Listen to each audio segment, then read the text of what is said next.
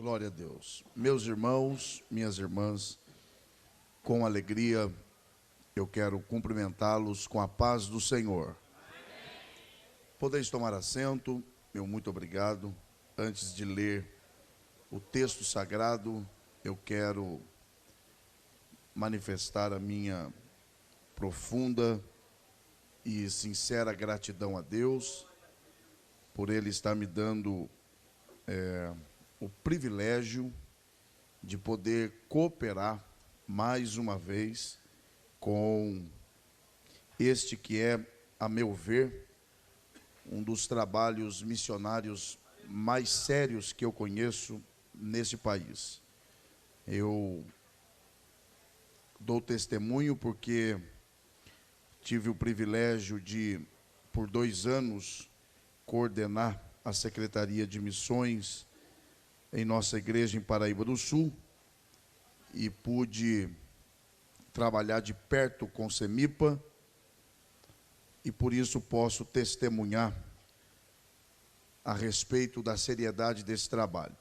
Aliás, quando você ouve o presidente desta agência, desta associação missionária dizer que teve que tirar o nome de 2 famílias da grade dos missionários, em virtude de não estar em condições de enviar o recurso, isto já, por si só, já diz da seriedade.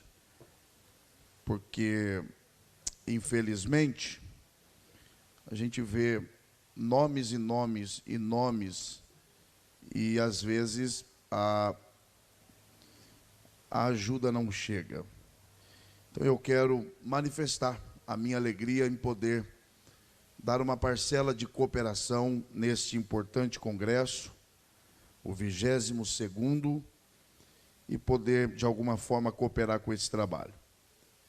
Pessoalmente falando, honrar a Deus pela vida do pastor Júlio, pessoa por quem eu tenho uma admiração e um respeito muito grande, sua família, a igreja em que pastoreia, bem como toda a diretoria de CEMIPA.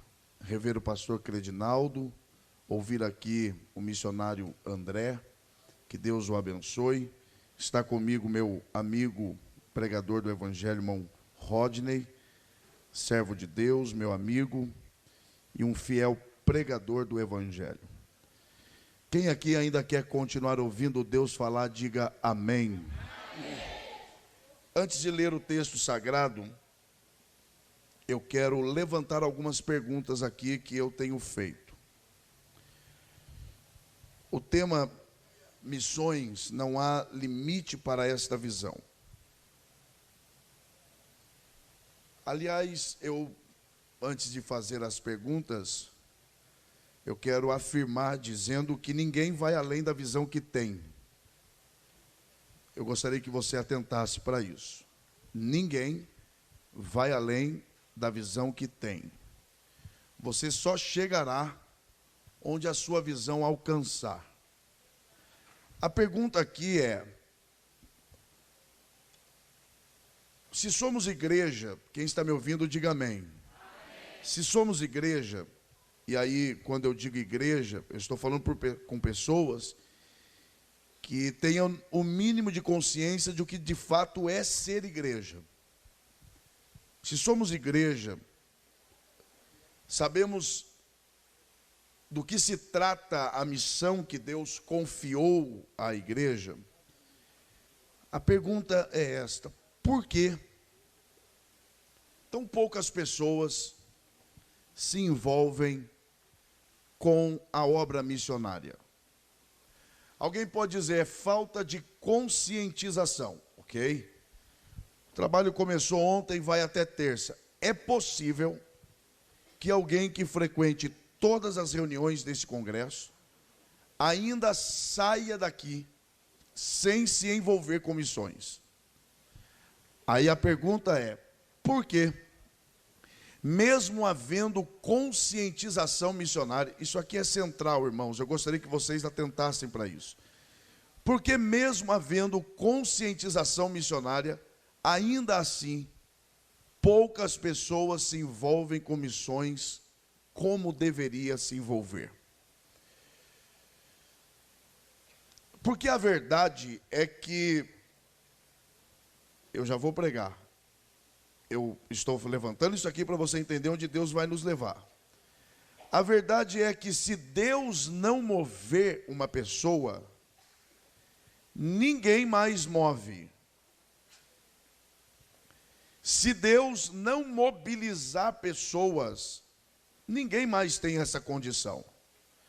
Pode vir missionário, pode ter agência, pode ser o que for, acontecer o que acontecer.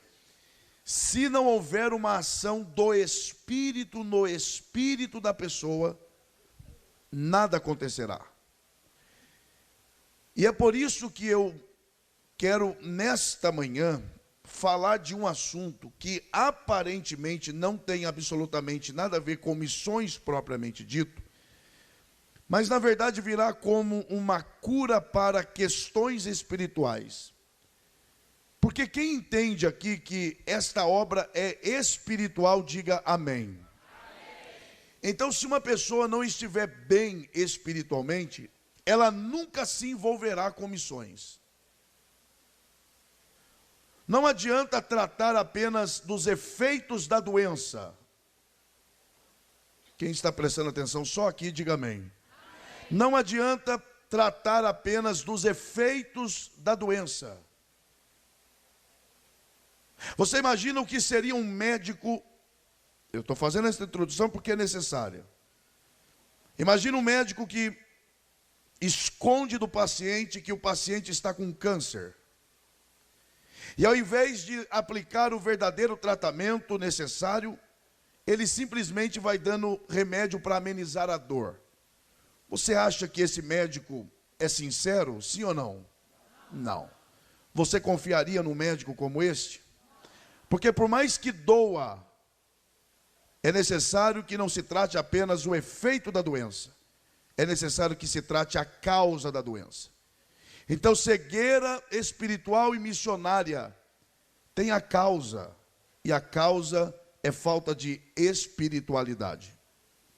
Então, eu quero que você abra a sua Bíblia, no livro dos Salmos, e quando você encontrar este livro que tem sido chamado de o coração da Bíblia, localize o Salmo de número 1. Talvez agora você entendeu por que eu fiz essa introdução. Porque o que é que tem a ver missões com o Salmo 1? Vamos ver o que Deus tem a falar conosco.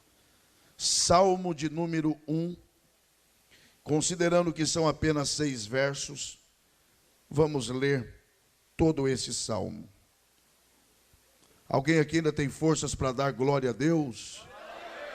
Alguém aqui ainda tem motivos para dizer aleluia? Graças a Deus. Salmos de número 1, o Salmo 1. Você que encontrou, por favor, se manifeste dizendo graças a Deus. A palavra do Senhor diz assim: bem-aventurado o homem que não anda segundo o conselho dos ímpios, nem se detém no caminho dos pecadores, nem se assenta na roda dos escarnecedores. Antes tem o seu prazer na lei do Senhor, e na sua lei medita de dia e de noite. Será como a árvore plantada junto a ribeiros de águas, a qual dá o seu fruto na estação própria, e cujas folhas não caem. Tudo o que fizer, prosperará. Os ímpios não são assim, mas são como a moinha que o vento espalha. Pelo que os ímpios não subsistirão no juízo, nem os pecadores na congregação dos justos.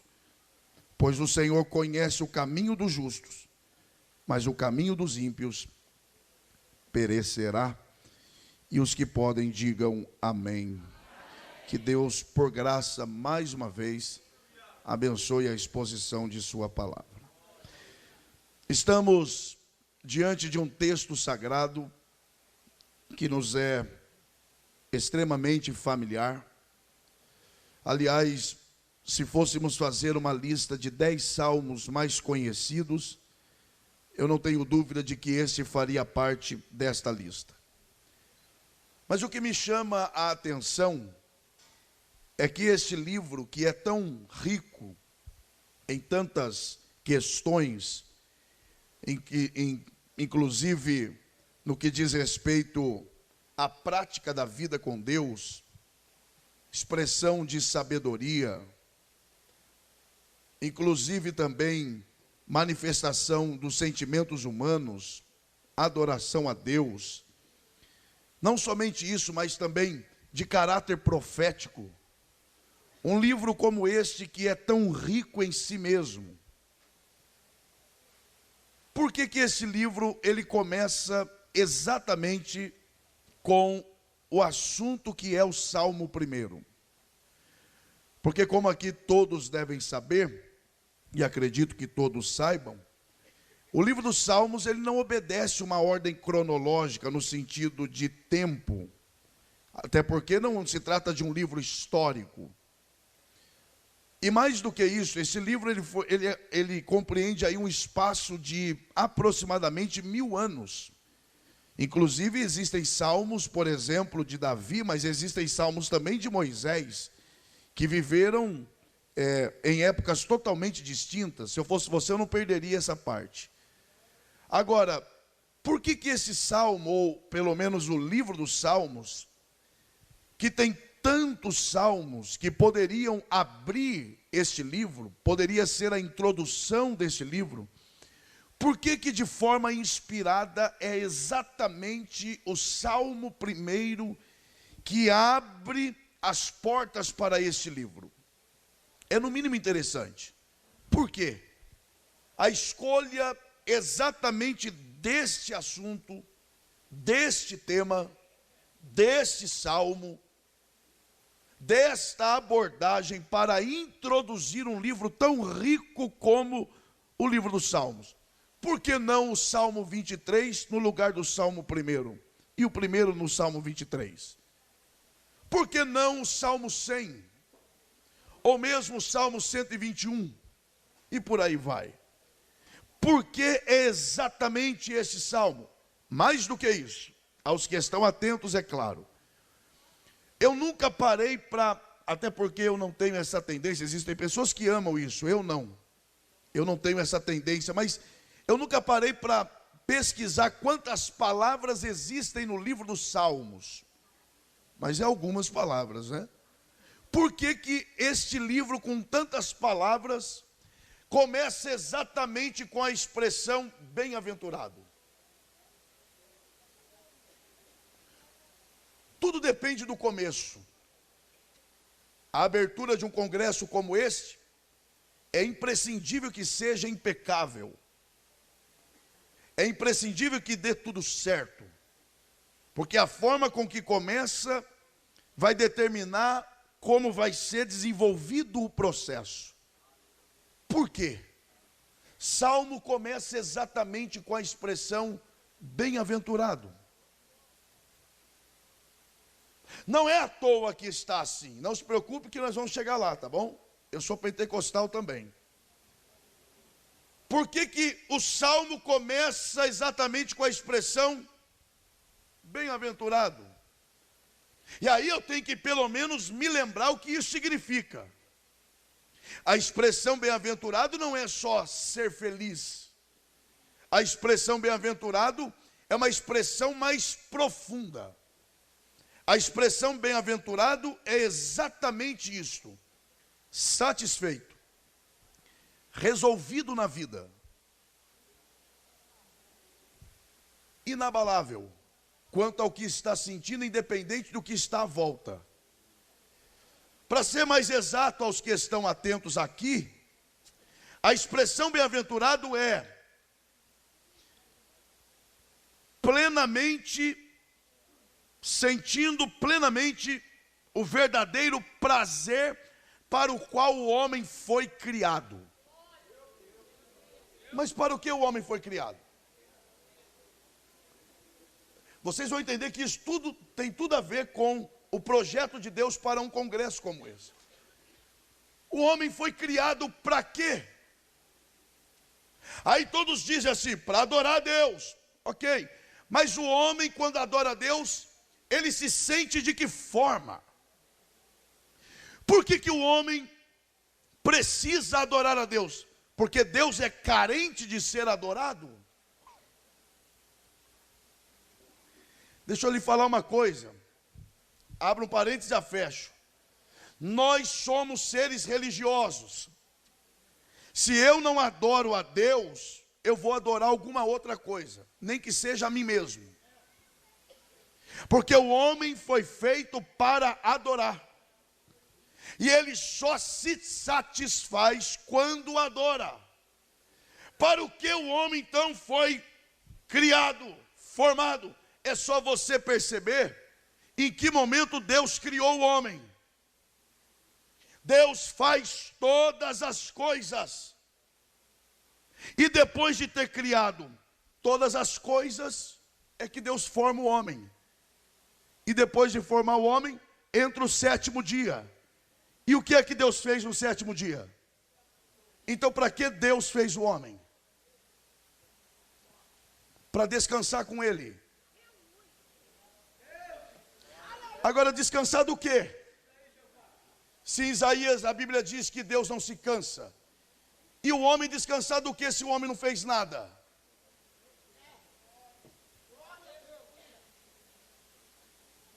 Que descanso é esse? Para o qual o homem foi feito. Que descanso é esse, pastor? A expressão descanso ali não é de alguém que está cansado, mas é de alguém que se senta para admirar o que foi feito. Para que Deus fez o homem? Deus fez o homem para se satisfazer naquilo que Deus faz. Então a expressão bem-aventurado aqui é aquele que se alegra naquilo que Deus faz.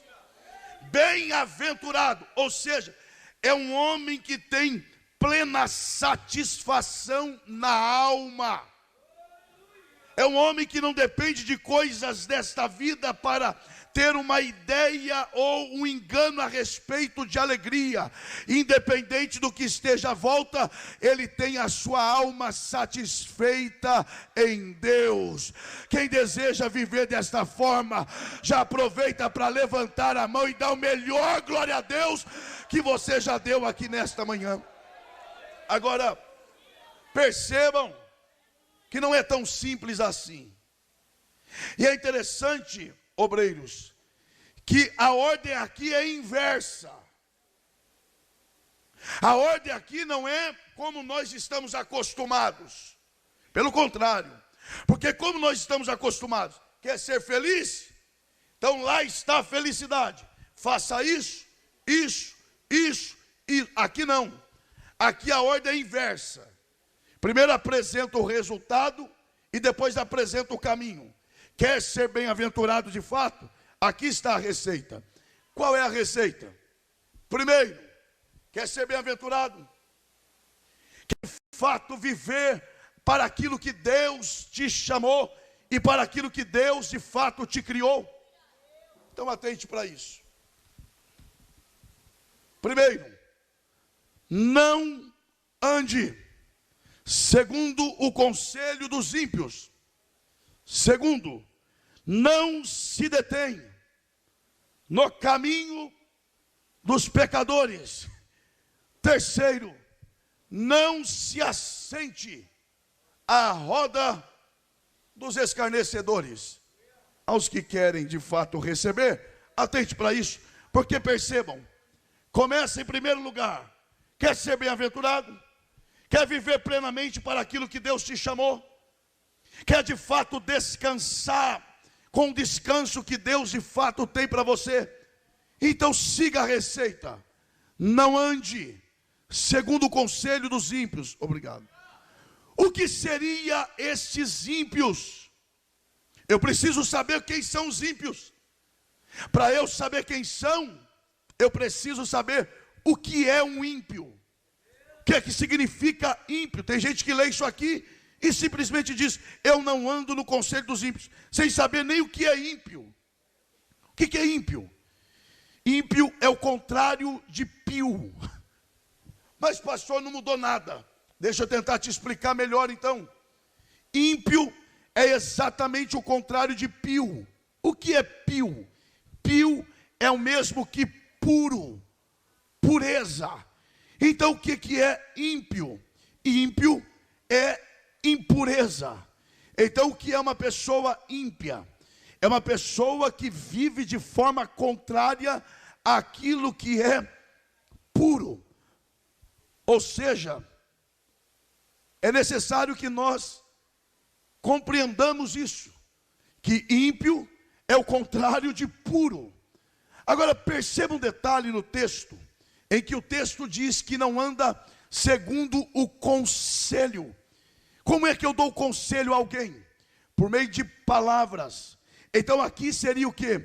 Bem-aventurado o homem que não ouve as palavras de um ímpio. Palavras manifestam o quê? Primeiro, manifesta o que eu sinto. Segundo, manifesta o que eu penso. Então, esta parte do texto significa exatamente isso aqui: bem-aventurado um homem e uma mulher que não vai e que não anda de acordo com a mentalidade de uma pessoa impura. O que seria então na prática uma pessoa ímpia? É uma pessoa que pratica a impiedade. O que é impiedade? É o contrário da piedade. Agora não se enganem, piedade aqui não é generosidade, porque esta é uma das armas do diabo, inverter os significados das palavras. Tem gente que pensa que uma pessoa piedosa é uma pessoa generosa, uma pessoa que dá aos pobres, uma pessoa que ajuda os necessitados. Isso não é piedade, isso é generosidade. O que é piedade? O que seria uma pessoa piedosa? Eu vou ser bem prático aqui. Você quer saber quem é uma pessoa piedosa diante de Deus? É uma pessoa que o seu último pensamento antes de dormir é Deus. Quer saber quem é uma pessoa piedosa? É uma pessoa que quando acorda, o seu primeiro pensamento é Deus. Quer saber quem é uma pessoa piedosa? É uma pessoa capaz de cantar sozinha na sua casa, e que não depende de público para cantar, que não depende de músico para cantar, que não depende de playback para cantar, simplesmente porque ama a Deus. Ela para um momento no seu dia e diz: agora sou eu e Deus, e eu vou cantar para Deus, porque eu sei que Ele está aqui. Oh, glória a Deus. Tem alguém entendendo aqui? Sabe o que é uma pessoa piedosa? Eu vou ser bem mais prático agora, e vou simplificar. Uma pessoa piedosa, uma pessoa capaz de, por amor a Deus, ela conseguir se trancar no quarto da sua casa antes de fazer qualquer coisa no dia e dizer: vou abrir minha harpa, vou cantar um hino. Quando foi a última vez que você começou o dia assim? Eu não estou falando de quem é religioso, eu estou falando de pessoas piedosas. Pessoa que é capaz de abrir a Bíblia não para preparar sermão, mas simplesmente para alimentar a sua própria alma. Uma pessoa que consiga dobrar os joelhos não simplesmente para pedir o que precisa, mas simplesmente porque acredita que a oração é capaz de atrair a presença de Deus, e isso para você basta. Aleluia. Então o que seria uma pessoa ímpia? É uma pessoa que distancia-se do projeto de Deus. É por isso que é possível existir crentes ímpios. O que seria um crente ímpio? Um crente que frequenta frequenta culto, canta hino, até prega, mas quando se trata de alinhar o seu desejo ao desejo de Deus, a sua mente, a mente de Deus, a sua vontade, a vontade de Deus, ele se desvirtua. Mas Deus nos traz aqui nesta manhã de sábado para alinhar o nosso pensamento ao pensamento dele, a nossa visão, a visão dele. Quem entende a voz de Deus aqui, adore a ele.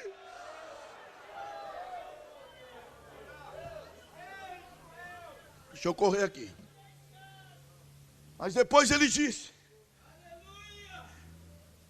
quer desfrutar do que de fato Deus tem para a sua alma? Quer ser bem-aventurado? Quem quer, diga amém. Então, primeiro, não ande segundo o conselho dos ímpios. Segundo, atente para os detalhes. Não se detenha no caminho dos pecadores. Perceba que agora já não é mais pensamento, já não é mais mentalidade, já não é mais palavras e conselhos. Agora o texto sagrado diz o quê? Diga caminhos. Só mais uma vez, diga caminhos. E aí caminho é diferente de conselho. Conselho é o que eu falo, caminho é o que eu faço. Olhe para cá, irmãos. Irmãos, olhe para cá, por amor que você tem a sua vida espiritual. Eu vou repetir para te dar a oportunidade de gravar isso. Primeiro ele diz conselho, palavras, mentalidades, ideais. Depois ele diz caminho. E todas as vezes que a Bíblia fala de caminho, a Bíblia está falando de prática, de vida. Entrega o teu caminho. O que é isso? Entrega a sua vida. Entrega aquilo que você faz, aquilo que você é. Então quando o texto sagrado diz aqui: bem-aventurado, aquele que não se detém no caminho, ou seja, não é aquele que não demora na prática do pecado. Porque pecador aqui não é aquele que peca de vez em quando. Pecador aqui não é aquele que volta e meia tem um deslize por causa da natureza que está nele. Não. A ideia de pecador aqui é alguém que vive pecando e tem prazer em pecar. Bem-aventurado é aquele que não se demora na prática dos pecadores, que não sente prazer em pecar. Aliás, pastor Júlio, o Espírito de Deus, ele ministra ao meu espírito essa necessidade e faz o meu espírito sentir temor no que eu vou falar aqui. Você quer saber a diferença entre um e outro no sentido de quem peca e quem é pecador de fato? Está na forma com que a pessoa reage após o pecado. Porque aquele que não é pecador, que não tem prazer em pecar, ele se arrepende de fato. E sabe o que é se arrepender de verdade? É o que Paulo chama de a tristeza segundo Deus. Você quer saber se você se arrependeu realmente do que você fez? Você precisa sentir exatamente aquilo que Deus sentiu enquanto você pecava: repúdio, nojo, náusea. Mas o Espírito de Deus está aqui nesta manhã para gerar em nós temor, gerar em nós arrependimento, mudança de vida, porque só teremos visão de Deus quando alguma coisa mudar dentro da nossa vida. Quem entende a voz de Deus aqui nesta manhã? Aquele que não se detém, aquele que não se demora. Observe isso. Sabe qual foi um dos maiores problemas de Eva? Não foi só ter comido o fruto que não deveria. Não. Porque o comer foi apenas resultado de vários erros. Quer ver um dos erros de Eva? Falou com quem não era para falar. Dialogou com quem não era para dialogar. Quer mais? Conversou sobre o que não era para conversar. É ruim, né, gente? É isso aí. Mas como é que eu vou ter visão espiritual? Como é que eu vou ter visão missionária?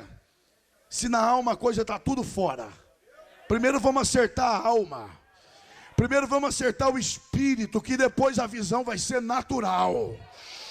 Não adianta, meu irmão. Não adianta. E eu não sei pregar outra coisa, não. Eu não vim prometer nada para vocês.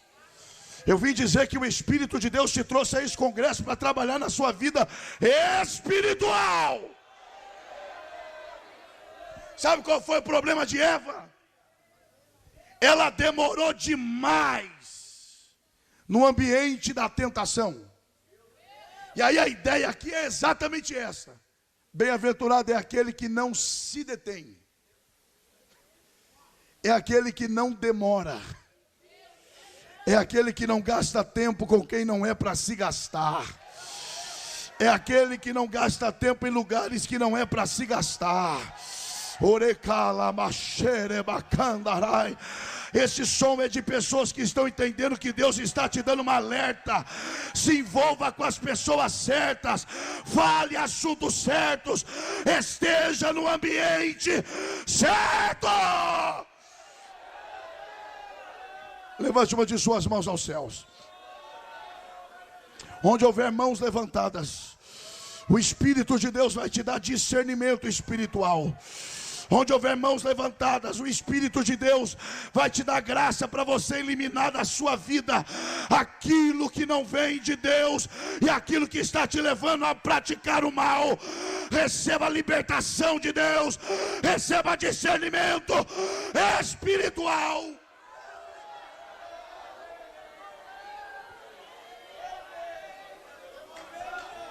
Primeiro,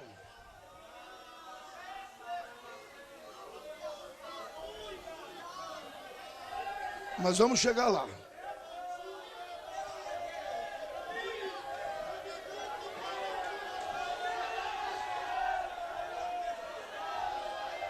Vamos tratar do espírito primeiro. Depois a coisa é natural. Primeiro, conselho, mentalidade ímpia, palavras impuras, conversas atravessadas, jogadas ao ar para ver onde é que cai. Depois, demorar-se no caminho de quem pratica o mal. E depois, não se assenta na roda dos que zombam. Olhe bem para cá. Ninguém começa zombando. Ninguém começa pecando. Mas se começa pensando, maquinando.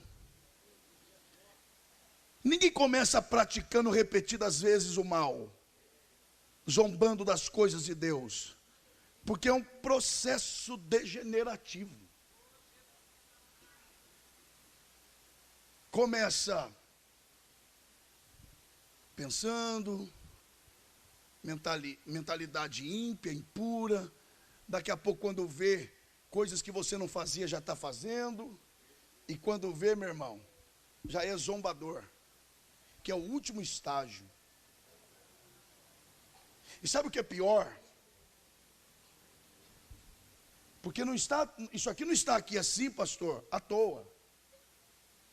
Porque começa andando, depois se detém, que é parar, e depois se assenta. Olhe para cá. Diga, começou andando, depois parou, e depois sentou. É isso aqui. Isso aqui não está aqui assim à toa. Porque é exatamente isso que o diabo quer. Fazer com que você que estava andando, pare. E depois que parou, se prostre. E dependendo com quem você conversa, é isso que vai acontecer. Dependendo do que você anda praticando, é isso que vai acontecer. E aí é por isso que quando fala de missões você não entende nada. É por isso que quando fala de almas, você não consegue compreender nada, porque na verdade você não passa de um religioso, de um tomador de ceia, bebedor de suco de uva e comedor de pão de ceia, pagador de dízimo, mas quando fala de coisas espirituais não entende.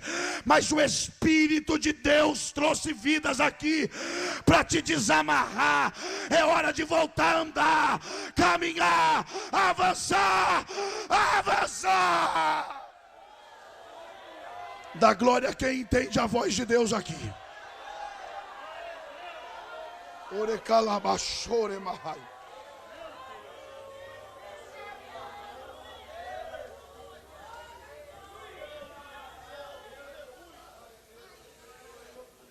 Só mais uma vez, mais uma não. Eu te peço, levante uma de suas mãos aos céus e grita, diga: Deus não me chamou. Diga, diga: Deus não me chamou para viver prostrado, nem parado. Diga: Deus me chamou para andar para frente. Diga: mas para isso eu preciso pensar certo, fazer as coisas certas e conversar com as pessoas certas. Aleluia. Aleluia. Aleluia. Aleluia. Aleluia. Aleluia. Eu sinto a presença da graça de Deus aqui. Aí ele faz um contraste. Eu não vou cansar vocês não. Ele faz um contraste. Quer ser bem-aventurado? A receita é essa: não ande no conselho dos ímpios, não pare no caminho dos pecadores, não se assente à roda dos escarnecedores, mas o bem-aventurado, antes, a expressão antes é contraste, mas ele tem, diga, prazer. Ou eu amo essa palavra, diga prazer. Prazer aonde, irmãos? Agora vamos conversar um pouco aqui. O que é prazer? Não confunda prazer com alegria. Eu vou tentar te explicar mais ou menos, só para você lembrar o que é prazer. Imagine você caminhando num deserto, numa floresta, num sol de 40 graus. Está imaginando? Durante 2 horas. O que mais você quer encontrar na frente? Conta. Aí você tira o calçado e coloca os pés na água. Dá para imaginar? O crente é assim, né? Até nisso ele dá aleluia. Aleluia! É assim mesmo. Imaginou a sensação? Isso é prazer. É isso aqui que o salmista está dizendo. Ele tem prazer. Ele sente prazer. No quê? Agora vamos lá. O que você sente quando lê a Bíblia? Não minta não. Mente não. Não responda não. O que você sente quando pega o celular para acessar as redes, não sei do que? É o mesmo sentimento quando você pega na Bíblia, se é que pega para ler. Aí adianta falar só de visão? Se os meus ideais e aquilo que me move por dentro não condiz com aquilo que vem de Deus, é ruim, né, gente? E não adianta conversar agora não, que tem gente que não é bom, né? Começa, pois é, que coisa, olha para cá.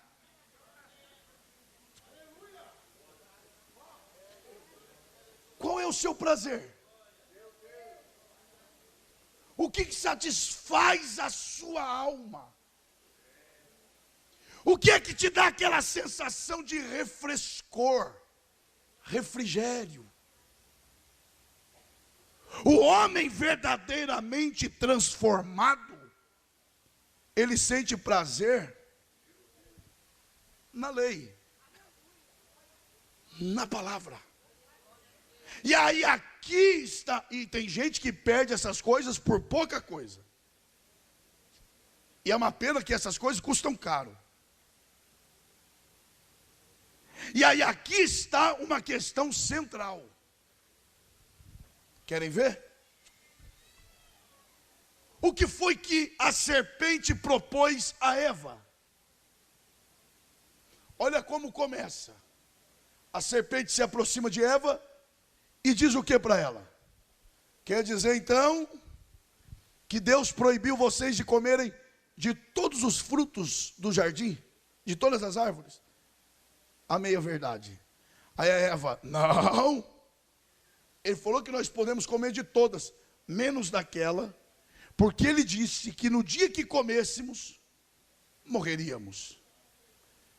Gente, olhe para cá. Atentem para isso. Observem isso. Percebam que o que a Eva está dizendo. Na verdade, ela está dizendo isso aqui, ó.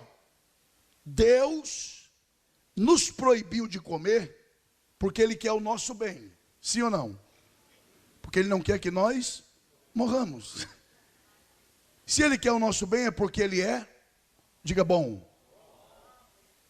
E a árvore é, diga má. Então na ideia de Eva, Deus é bom e a árvore é, só mais uma vez, Deus é e a árvore, olha o que a serpente faz. Não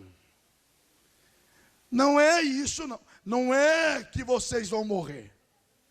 É que Deus sabe que no dia que vocês comerem, vocês vão ser iguais a Ele. A inversão. O que a serpente está dizendo? Ele não está dizendo isso porque Ele é bom. Ele está dizendo isso porque Ele quer ser Deus sozinho. E a árvore não é má. Na verdade, a árvore é boa. Tanto que a Bíblia diz, e viu Eva que o fruto era bom. A inversão. O que na mente de Eva era bom, passou a ser, e o que era mal, passou a ser. É isso que o pecado fez. Aquilo que era bom, ou aquilo que de fato é bom, na mentalidade carnal passou a ser, e aquilo que é mal passou a ser. Quer ver uma coisa? Por que culto é chamado de sacrifício? E por que pecado é chamado de prazer? O que é bom? Cultuar ou pecar? Então por que cultuar é chamado de sacrifício? Porque você está aqui hoje é chamado, estou me sacrificando. E quando alguém peca está dizendo prazer da carne. Porque é isso que o pecado fez. Ele inverteu as coisas. Aquilo que é bom é chamado de ruim. E aquilo que é ruim é chamado de bom. Aí é por isso que Paulo diz, mas renovai o vosso entendimento. Oh, glória a Deus. É isso aqui, é mudança por dentro, é mudança no espírito, é mudança no coração. Renovai o vosso entendimento, para que vocês possam conhecer qual seja a boa, perfeita e agradável vontade de Deus. Quem entende a voz de Deus aqui nesta manhã?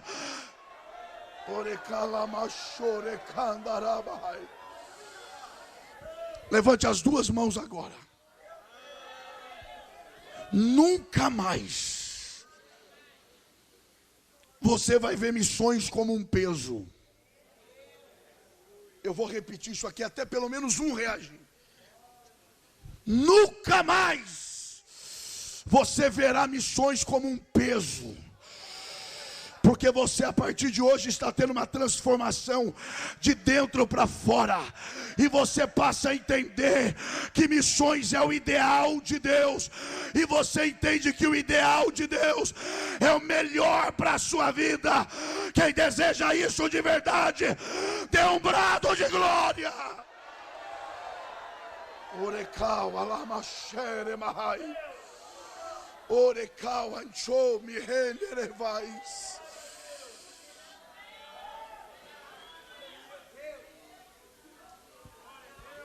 inverter. O que te dá prazer? O que te alegra? O que é que te move? Aliás, o que é que move Deus? E aí tem gente que diz: eu sou igreja, sou filho de Deus. Não olha para o lado não. E vai dizendo: sou filho de Deus.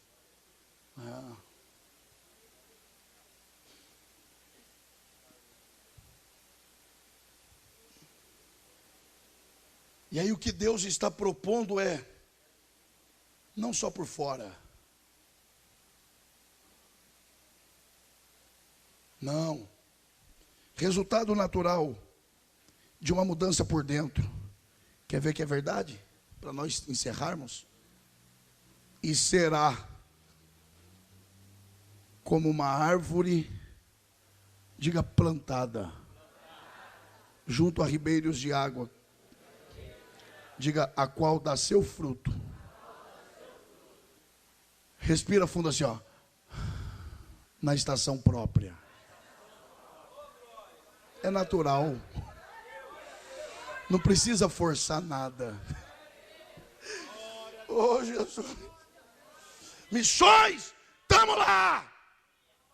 Por quê?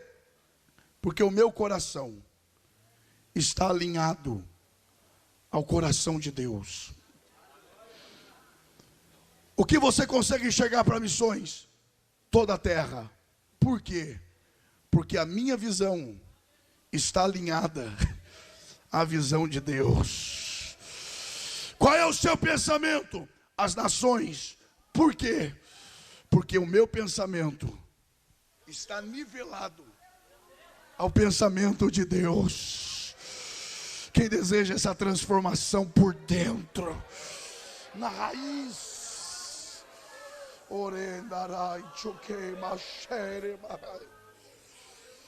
Agora eu amo isso aqui para nós concluirmos.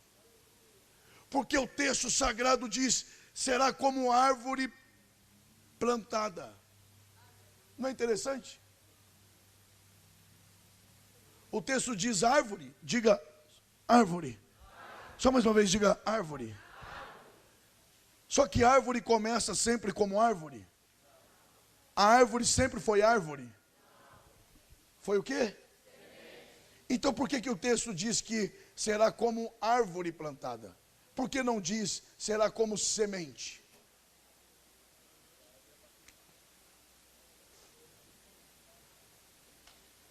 Não é para pensar?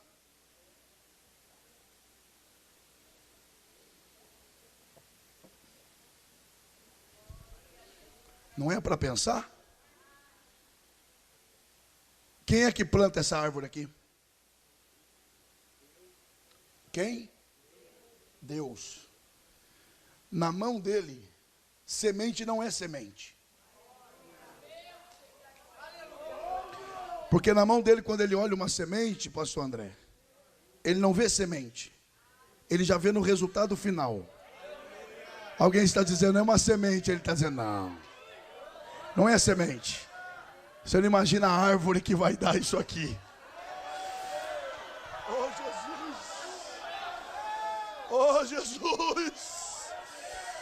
Quem é que vê semente? Ainda mais plantada.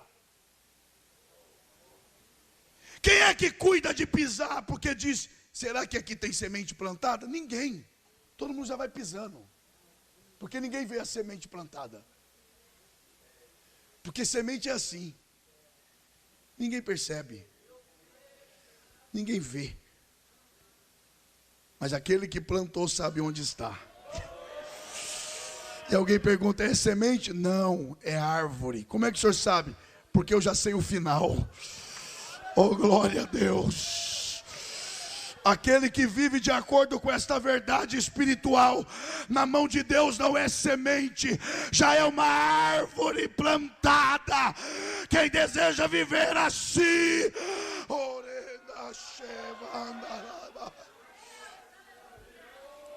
só mais uma pergunta. Só mais uma. Você já viu árvore se autoplantando? Você já viu a árvore falando, eu quero me plantar lá? A árvore não tem poder de decisão. Ela depende de alguém superior para pegá-la como semente e plantá-la onde quiser. A ideia aqui é alguém que é superior plantando essa árvore onde quer. Ou seja, quem é transformado de dentro para fora não tem escolha própria.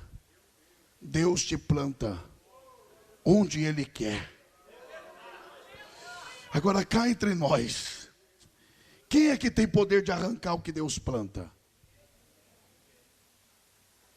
Então, se foi Deus que plantou, deixa o sol bater.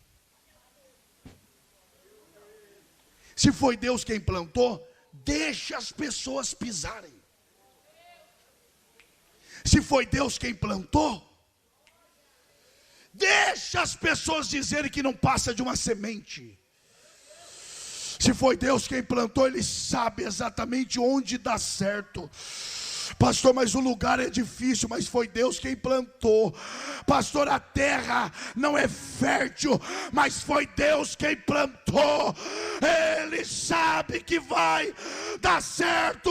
Quem está debaixo desta promessa, se coloque em pé, adorando ao Senhor. Alacanchore bacanda rabahai.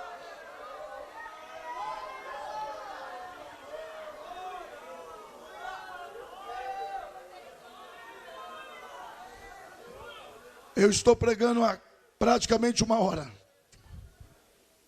É a primeira vez que eu vou pedir para você fazer isso, porque há um propósito.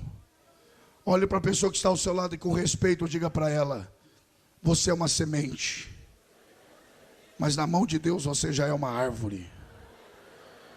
Diga aí: você não tem direito, nem poder de escolher onde será plantado.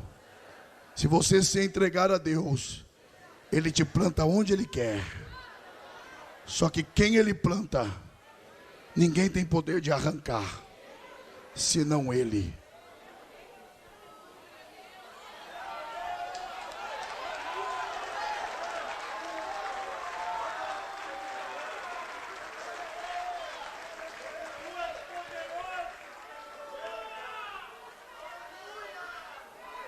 E meus irmãos, o que Ele planta, dá certo. Dá tão certo que nem folha cai. E o que é folha?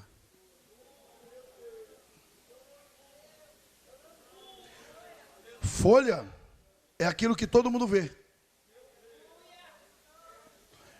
Lembra que Jesus falou da figueira? Ele amaldiçoou por quê? Que quando olhou viu muitas folhas e falou deve ter fruto, e não tinha. A folha é o primeiro contato com a árvore, visual. Ou seja, é aquilo que todo mundo conhece. Quem é plantado por Deus porque segue essa receita, nem aquilo que todo mundo conhece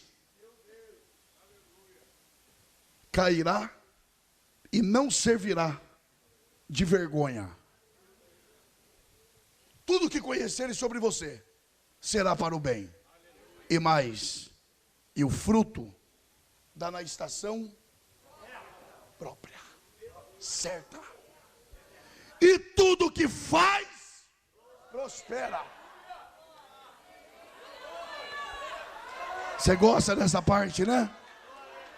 É, mas tem um caminho, não tem não?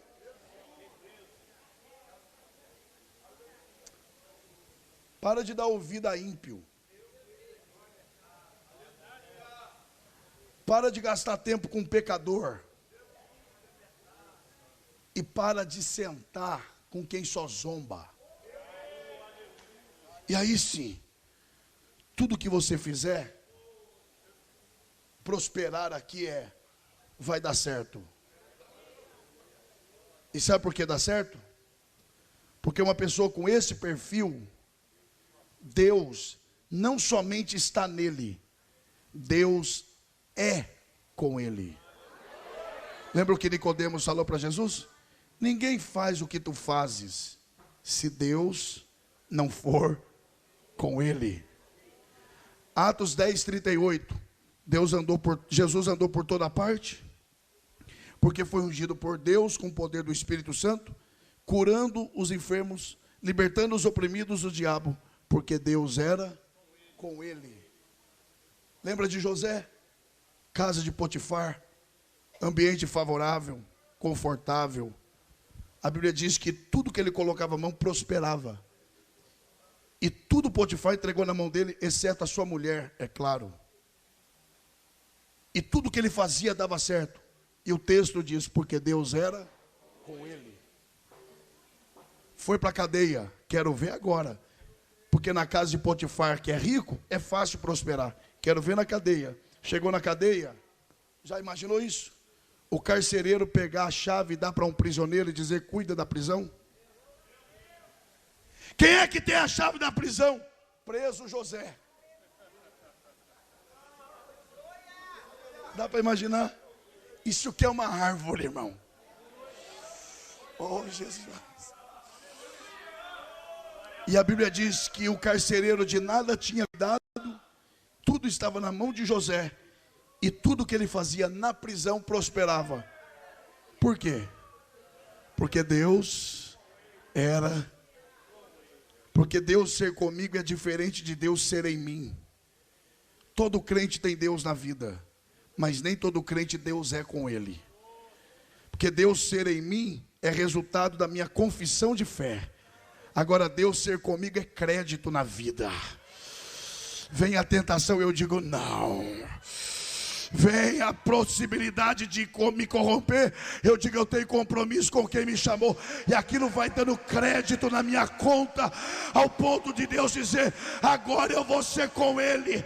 Os passos de um homem bom são confirmados pelo Senhor.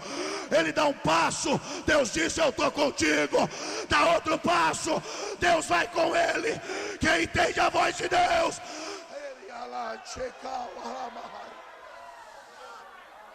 eu quero orar por você. Eu quero orar por sua vida. Com a permissão do pastor Júlio, é claro. Esse congresso começou ontem. Essa é a terceira mensagem do congresso, é isso? Ontem tivemos uma boa mensagem, hoje antes dessa e essa. Vocês ainda terão muitas mensagens missionárias, com certeza. Mas Deus marcou esse sábado de manhã, nessa segunda mensagem, para mudar algo dentro de você, a sua mentalidade, para que seja um processo natural. Quando alguém falar de missões, você dizer, eu não sei o que é isso. O meu coração está inclinado naturalmente a dizer sim. É a natureza de Deus crescendo dentro de você. É a mentalidade de Deus sendo plantada em você. Eu quero ver quem é que deseja ser um crente melhor na sua vida espiritual.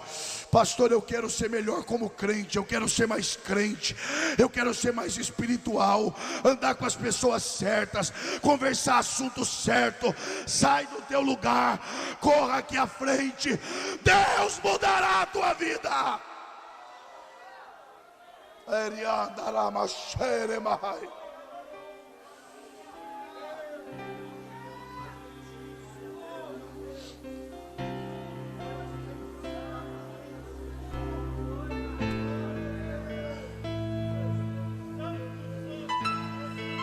Obra missionária será um resultado natural, será como fruto que se dá na estação própria. Não precisa ter pressa, rapaz. Não, vai devagar. Vai no passo dos meninos. não precisa correr. Quem é plantado por Deus não precisa correr. Fica quietinho. Seja obediente ao teu pastor. Seja submisso ao seu líder. Ninguém perde por respeitar a autoridade espiritual. Se foi Deus quem te plantou, ninguém te arranca não.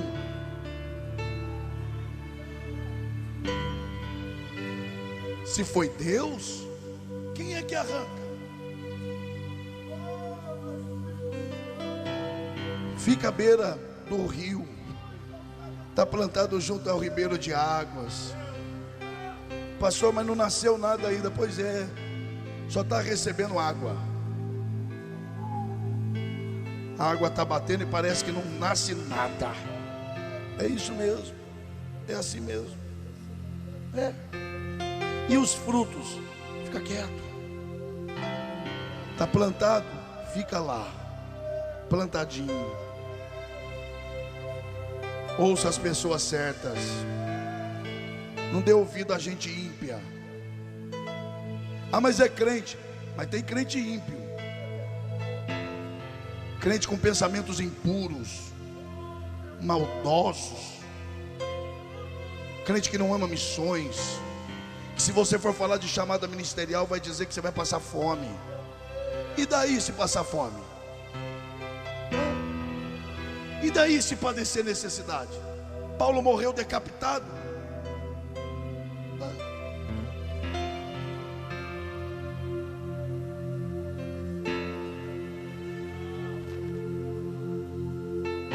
Dependendo com quem você conversa sobre ministério, vai dizer que você é louco, que não quer trabalhar.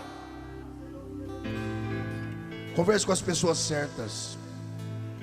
Não tem com quem conversar, converse sozinho então. Fale com você mesmo. Obreiro tem que aprender a conversar sozinho. Quem tem chamada tem que aprender a ouvir ninguém, a falar com ninguém, a se entristecer sozinho, resolver seus problemas no meio do mato em oração.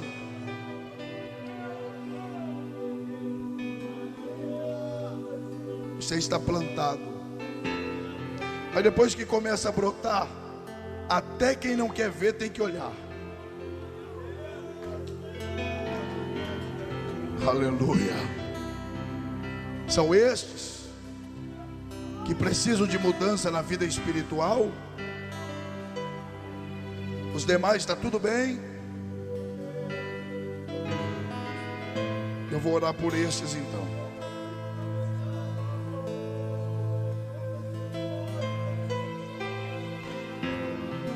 Senhor Deus, eu me coloco em tua presença em oração.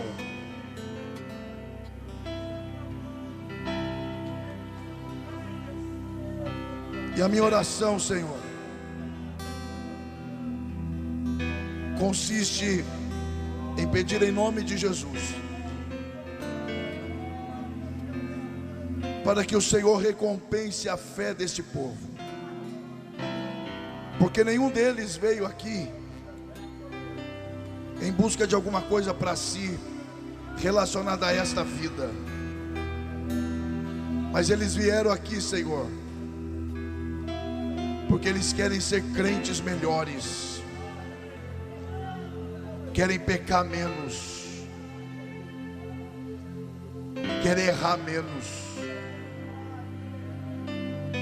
Eles querem se parecer mais contigo, pensar com o teu pensamento, sentir com o teu coração, enxergar com os teus olhos.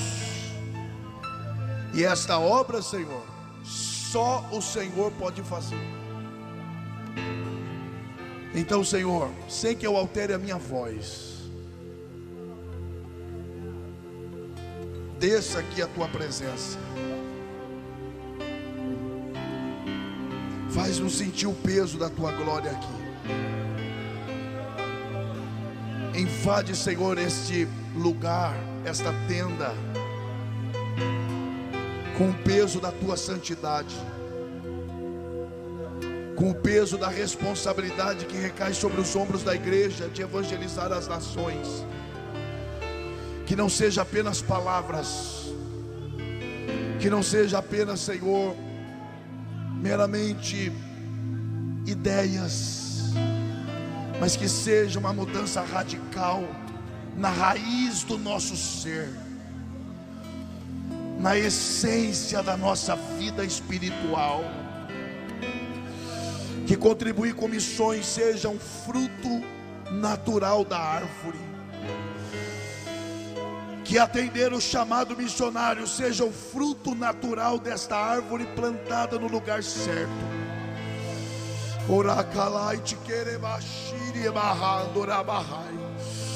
Então, onde tiver um crente, Senhor, que está aqui à frente orando de verdade, com o coração aberto, o espírito sensível, a mente cativa ao que foi pregado aqui nesta manhã nas tuas mensagens, que o teu Espírito domine estas vidas agora.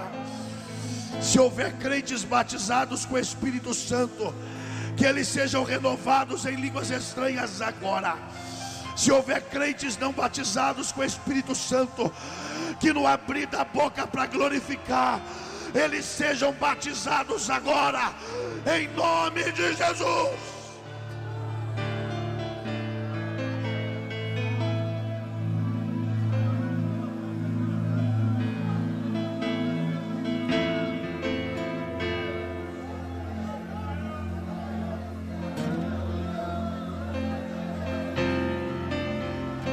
Este é o seu momento para você falar com Deus. Fale com Deus a respeito da sua vida espiritual.